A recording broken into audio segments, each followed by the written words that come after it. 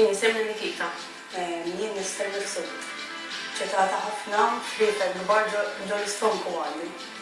Nħoss xi ħaġa li hemm xi ħadd ħdejja ma m'iniex ċeta. Nixtieq tkun esperjenza sabiħa, jekk ma jiġri xejn, ma jkun ġara xejn.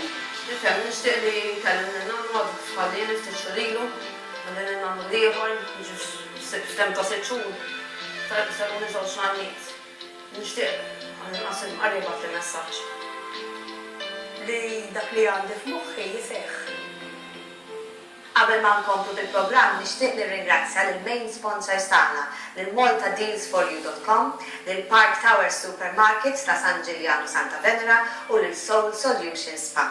Nixtieq nirringrazzja wkoll lill-Laksi ta' Dwar tas-Sett, lill-Aladino għat-Twabet, il-ċokolat l-ikel il-ġino tal-Olmi, lill-Krea l-Petruni tal-personalitajiet u lill-sponsors personali tiegħi lill-Impressions Deputej għal xari u xarli bil-prodotti Code Zero, lill-list ta' Pjazza Tinje u Dukes Għawdex għal ħwejjeġ u l-ġojellerija tiegħi u tali, lill-Amanda Ġerada ta' Radiance għal make-up bil-prodotti Debra Milano, lill-Human Bajlea, Studio Lex Malta, bil-Beauty Culture għal kura ta' wiċċi bil-prodotti Medicaid u l-sponsors kollha li jurew fiduċja fil-programm tagħna li ma kollu programm differenti ħafna. U l-aħħar mhux l-inqas il-wan u l-kru kollu. Mela, ħanaddu issa għal storja vera ħelwa, storja ta' Nikita fejn dik kellha relazzjoni vera close man nannu tagħha u interessanti li kemm Nikita u kemm nannu tagħha ma kienux jemnu f'dawn l-affarijiet. Let's bring somebody else, but this gentleman coming in here, and he comes in more like a father figure, I feel, for somebody, and he was quite a good age as well. When he passed, he got to quite a good age, but I do feel I had various problems internally, so to me that would be more like disease or an issue around there. And he, again, I feel somebody who had quite a bit of hospital issues, or they tried to deal with him, alright? Are you two related? No. Alright. Not related, but they're together. So Yeah. tarfu, jiġi pala papa tħossi, pala missir, li meta telaq xi kondizjoni, xi ħaġa tħossa werk, l-istonku li daħal l-isptar reġa ħareġ. Okay, she recognizes that. Okay, and is this dad or granddad? Granddad. Okay, alright. Because I thought there was a lot of pain around the front as well, because they just keep going across here, and he did suffer quite a bit, didn't he? You know, he just suffered. I mean, he got treated, but I think it was quite hard for him, because Sena dam bluġi.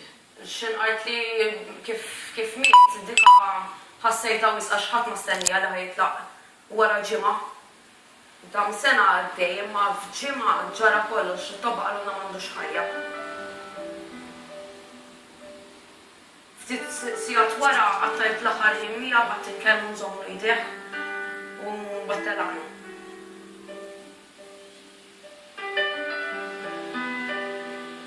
But I think it was a good man, was your granddad, a very good man. Yes, he was. And he dealt with it very well, you know, he was a very proud man. I feel that he didn't particularly enjoy this part of his life because he'd always been quite well, actually. I'm not really seeing somebody who suffered a great deal with the health. I think he was always quite strong and quite, you know, quite...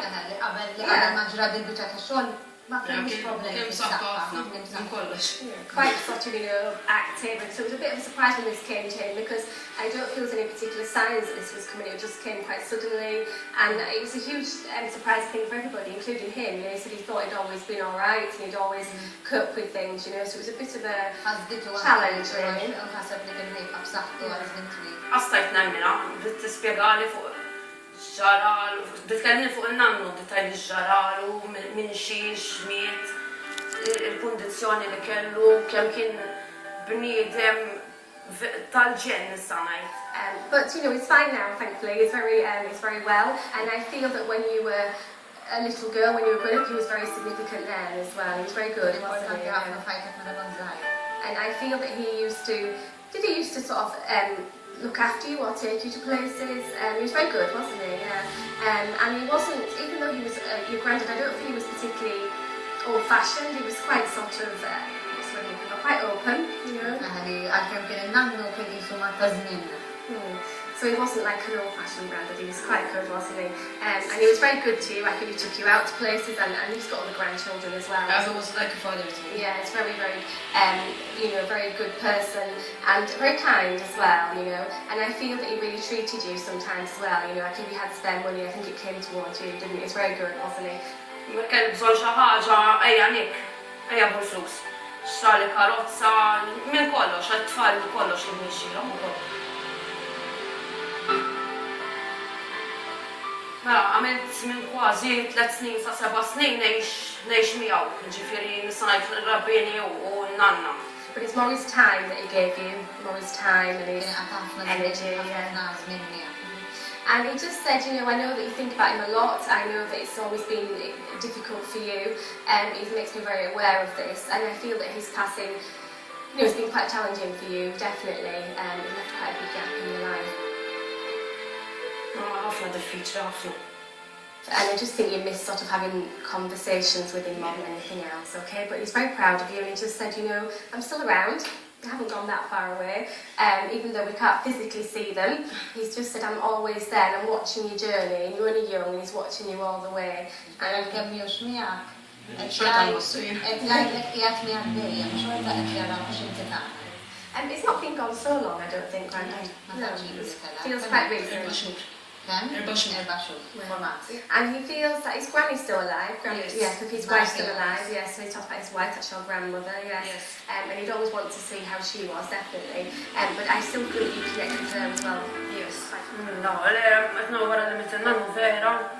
Anka nanna pensi saqda waħda nċempilla kuljum meta ma nistax ninżel dejjem tellaqha għandi nipprova.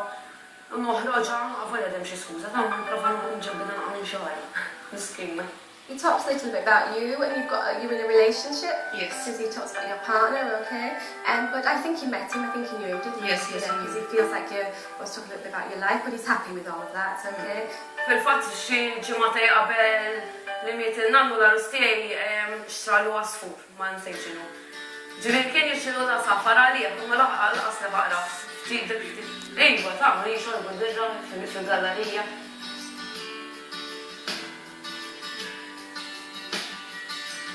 How can I describe him? Just very reliable. That's the word I would use.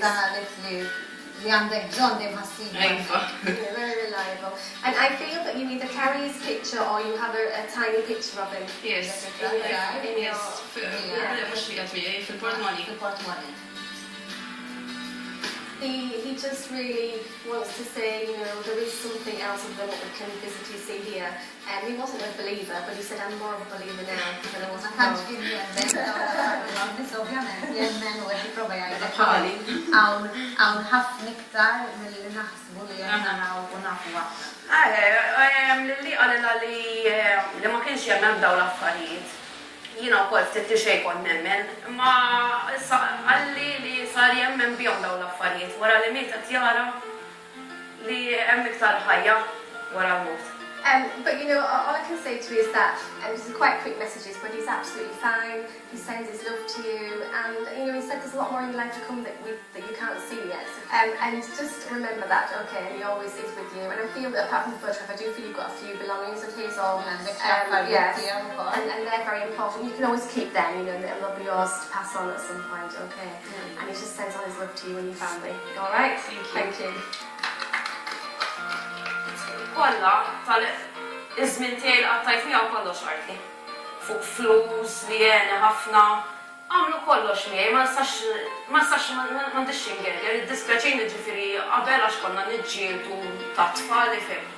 Imma għall-inqas jaf li l-inħobbu. Qed jonħossni vera il-lex jgħid għax minn dejjem xtaqt li nerġa' nkellmu qal kellna jgħidu l-inħobbu li aħna rajtu qed nħossib il-nanna. Esperjenza ta' vera. Ma stennejx li ħadd tiġi fuqi. Iktar stennejt li minn kien hemm. Imma l-aħwa ta' vera.